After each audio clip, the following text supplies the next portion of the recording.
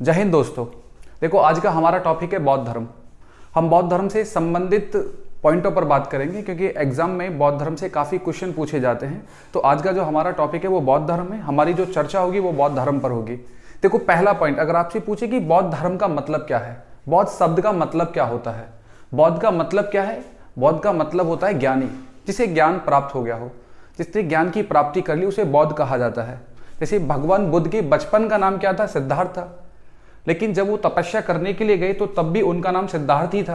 लेकिन जब उस व्यक्ति ने 6 वर्ष तपस्या की और जब उस व्यक्ति को ज्ञान प्राप्त हुआ तो उस व्यक्ति को किस नाम से जाना गया? बौद्ध नाम से जाना गया। तो बौद्ध शब्द का मतलब आप समझते हैं? तो बौद्ध शब्द का मतलब है ज्ञानी, जिसे ज्ञान प्राप्ति हो गई हो, उसे बौद्ध कहा जाता है। अब इतना आपको पता होगा कि बौद्ध धर्म के संस्थापक कौन थे? तो बौद्ध धर्म के संस्थापक भगवान बुद्ध थे और भगवान बुद्ध का वास्तविक नाम या बचपन का नाम क्या था? सिद्धार्थ था। अब जो सिद्धार्थ हैं उनका जन्म कहाँ पे हुआ था? तो जन्म हुआ था लुम्बिनी, नेपाल में। और इनके पिता लुम्बिनी, नेपाल के उस समय राजा थे। तो पिता कौन थे? सुधोधन। और सुधोधन कहाँ के राजा थे? लुम्बिनी में, लुम्बिनी जो नेपाल में पड़ता है, वहाँ के शासक थे सुधोधन। उनकी माता का नाम क्या था? महामाया था। मौसी कौन थी? गौतमी थी। क्योंकि जन्म के कुछ समय के बाद इनका देहांत हो गया तो इनका लालन पालन इनकी मौसी के द्वारा किया गया। जन्म लुम्बिनी, नेपाल में हुआ और वहाँ के राजा कौन थे? सुधोधन थे। वंश क्या था? देखो, बहुत बार पूछा गया क्वेश्चन है कि भगवान बुद्ध का जन्म किस वंश में हुआ था। तो भगवान बुद्ध का जन्म किस वंश में हुआ? शाक्य वंश में उनका जन्म हुआ। देखो, उनके जीवन में उनके सारथी का एक बहुत महत्व रहा। इसलिए पूछ लेता है कि भगवान बुद्ध का सारथी कौन था? तो सारथी कौन था? चाण और चन्ना। ठीक है, कहीं पे चाण और कहीं पे चन्ना, एक ही नाम है और एक ही सारथी के नाम है। गृह त्याग उन्होंने 29 वर्ष की अवस्था में किया। उन्हें मृत्यु कहाँ पर हुई, यानी उनकी जो मृत्यु हुई वो किस स्थान पर हुई? तो कुशीनगर में उनकी मृत्यु हुई। इस समय मल्लों की राजधानी हुआ करती थी कुशीनगर।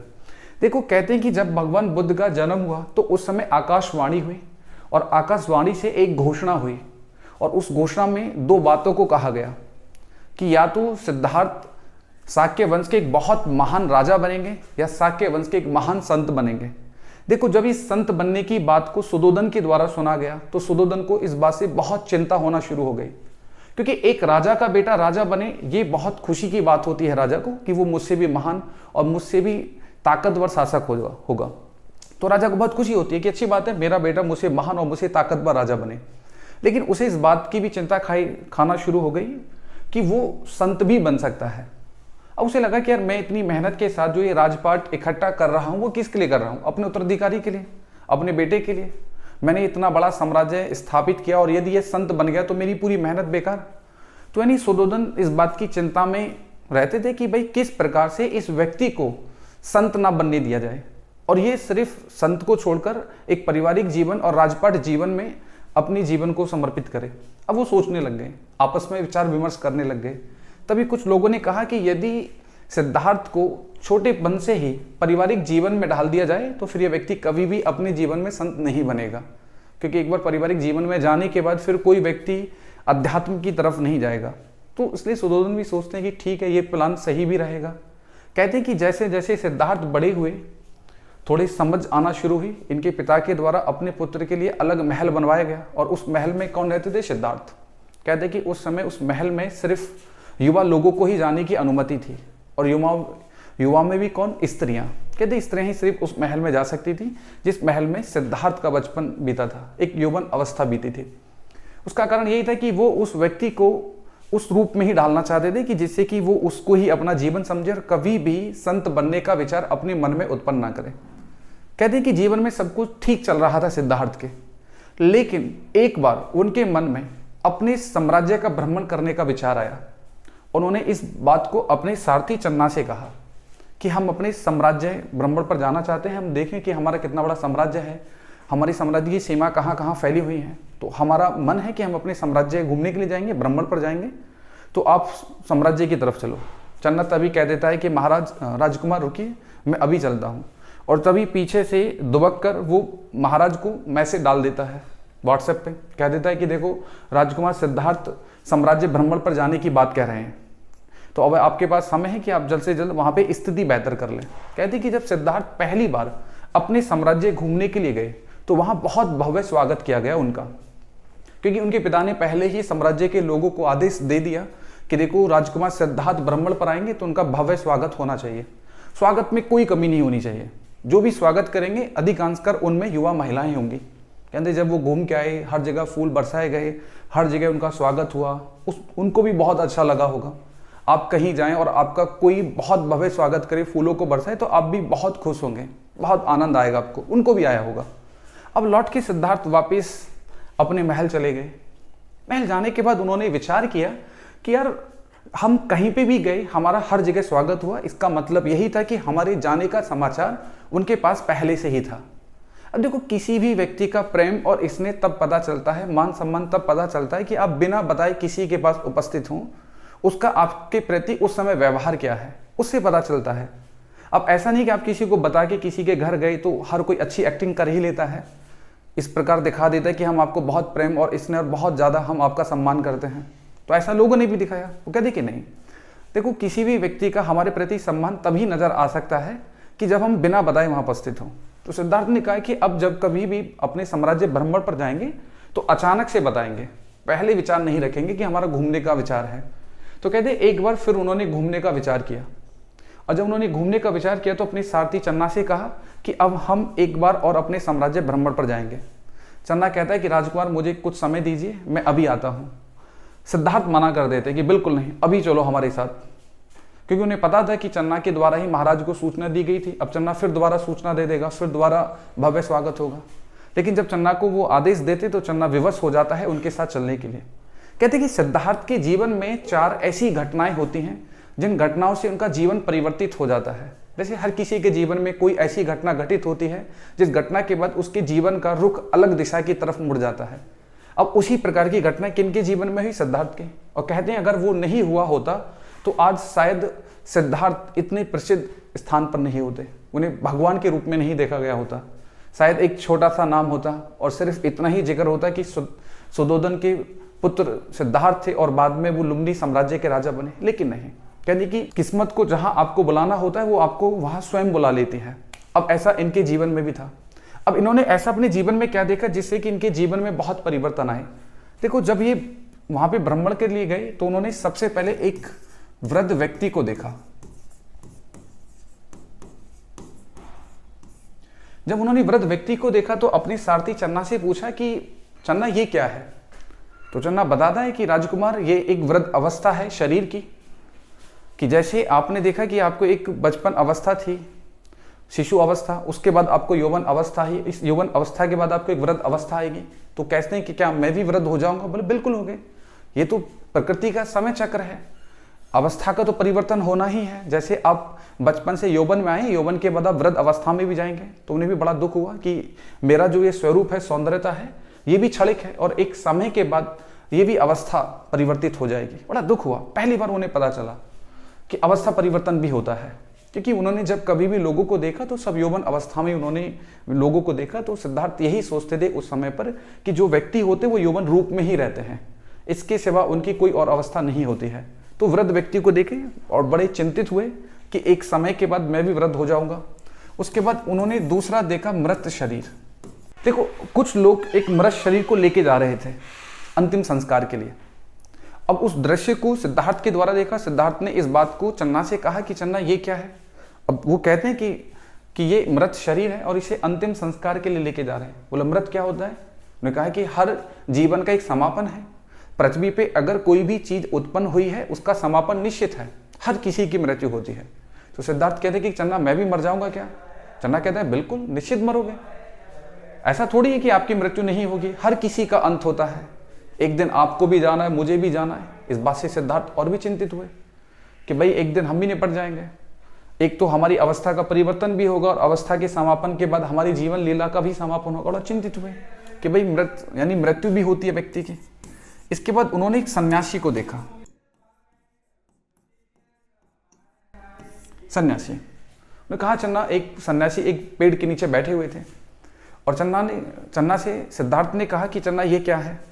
तो चन्ना ने बताया कि ये वो व्यक्ति है जो पृथ्वी के जितने भी भौगोलिक सुख हैं ये अब उनसे परिपक्व हो चुका है। अब ये उनसे बिल्कुल इसका मोह भंग हो चुका है। अब ये अध्यात्म की खोज में है, अब ये शांति की खोज में है।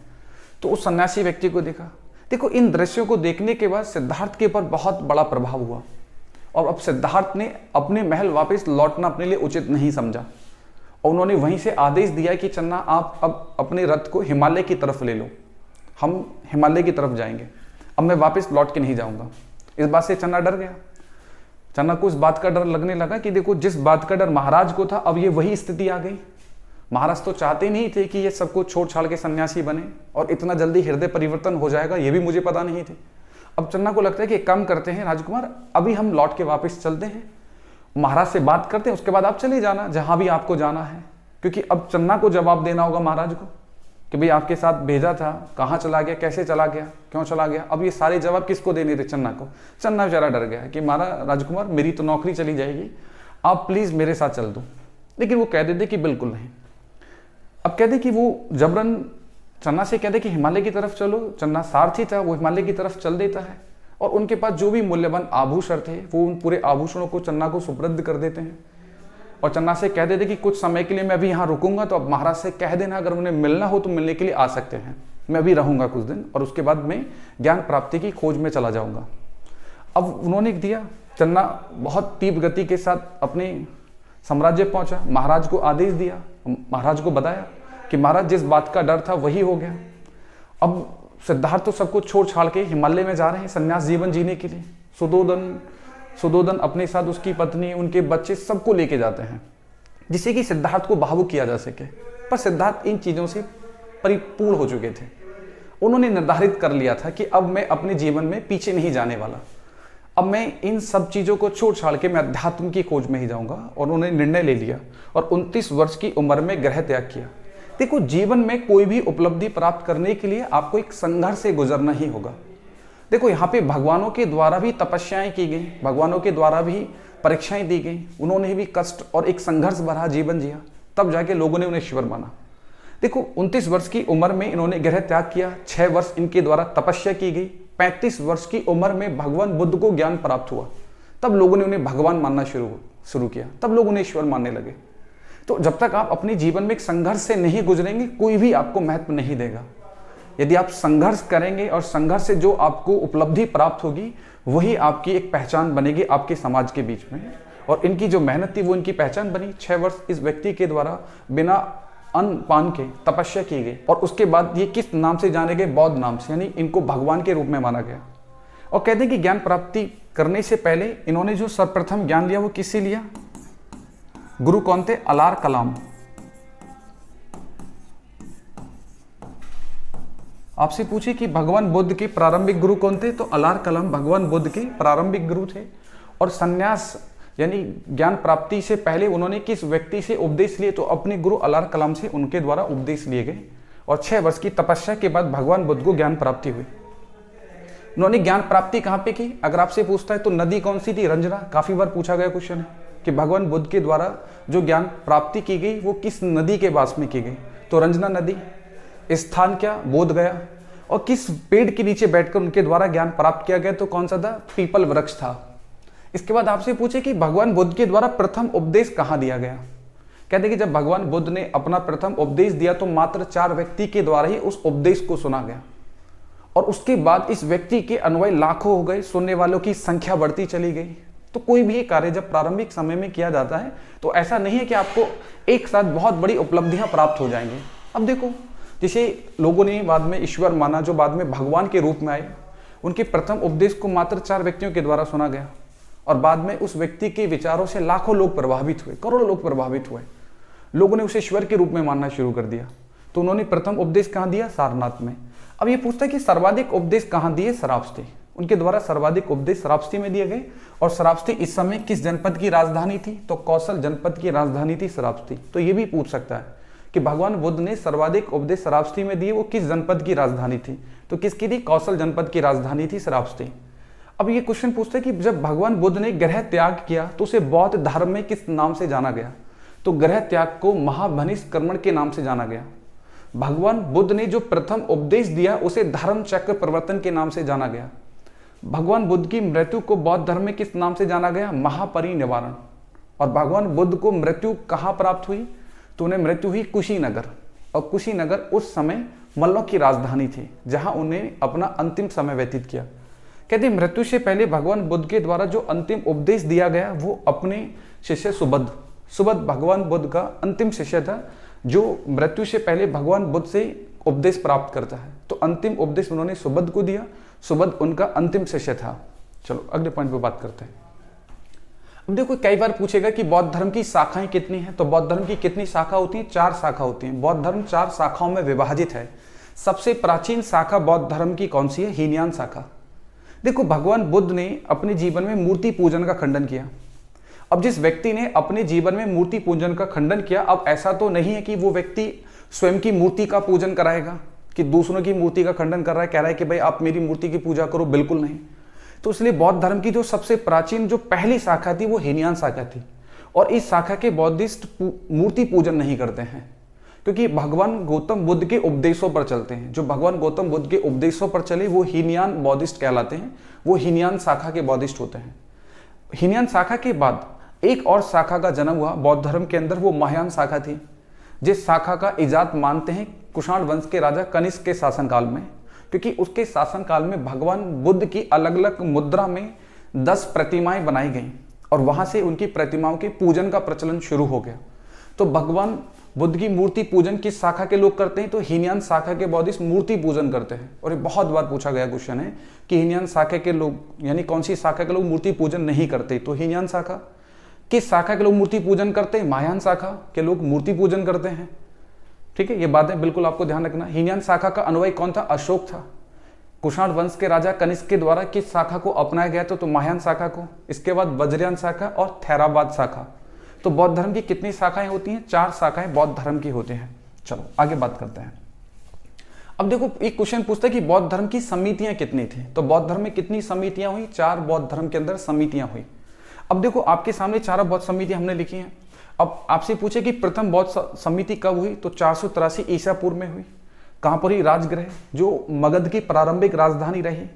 राजगृह जिसकी स्थापना बिंबिसार के द्वारा की गई, क्योंकि हर्यक वंश मगध पर शासन करने वाला पहला वंश था और उसकी राजधानी राजगृह थी। तो मगध की प्रारंभिक राजधानी क्या रही? राजगृह।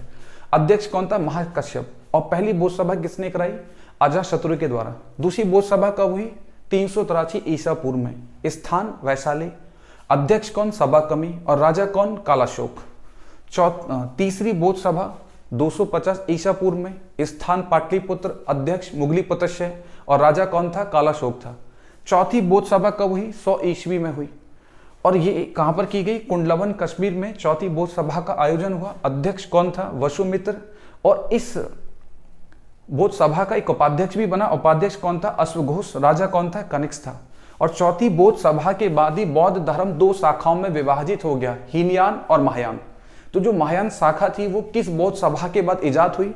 तो चौथी बौद्ध सभा के बाद महायान शाखा का जन्म हुआ, जिस शाखा के बौद्धिस्टों के द्वारा मूर्ति पूजन का प्रचलन शुरू किया गया।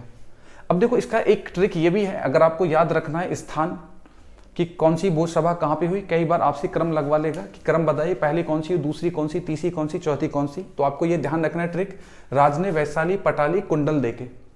तो राज से मतलब राजगृह, वैशाली वैशाली, पटाली का मतलब क्या? पाटलिपुत्र। और कुंडल का मतलब क्या होगा? कुंडलवन कश्मीर। तो ये ट्रिक से भी आप याद रख सकते हैं कि कौन सी बौद्ध सभा किस स्थान पर आयोजित की गई थी।